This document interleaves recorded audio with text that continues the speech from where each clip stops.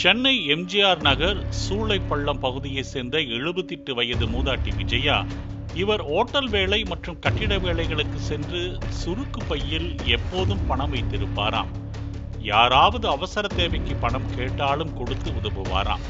மூக்கு, காது, கழுத்து என தங்க நகைகள் அணிந்திருப்பதையும் வாடிக்கையாக வைத்திருந்துள்ளார்.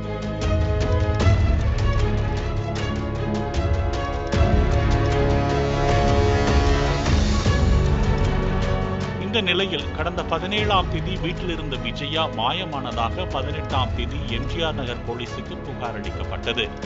போலீசார் அக்கம் பக்கத்து வீட்டில் பதிவாகியிருந்த சிசிடிவி காட்சிகளை பார்த்தபோது 17ஆம் தேதி விஜயா பக்கத்து வீட்டிற்குள் செல்வது தெரிய வந்தது. ஆனால் அவர் அதன் பின்னர் வெளியே வரவில்லை.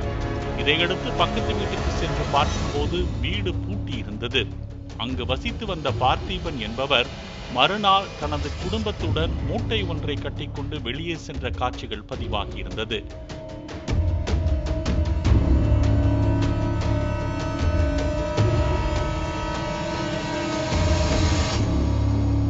இதையடுத்து மூட்டையுடன் அவர் எங்கெங்கு செல்கிறார் என்பதை 100க்கும் மேற்பட்ட சிசிடிவி காட்சிகளை வைத்து போலீசார் ஆய்வு செய்தனர்.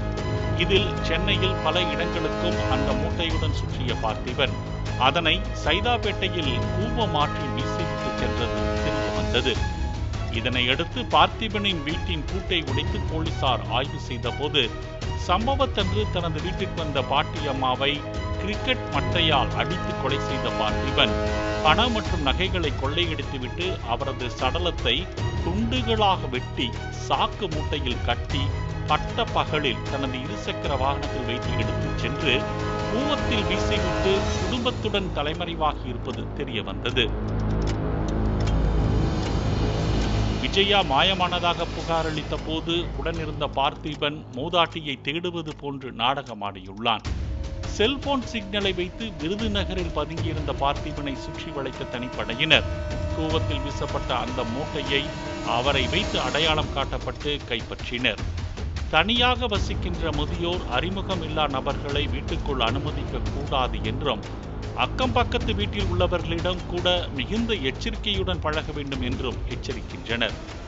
பாலிமர் செய்திகளுக்காக செய்தியாளர் வேல்ராஜ்.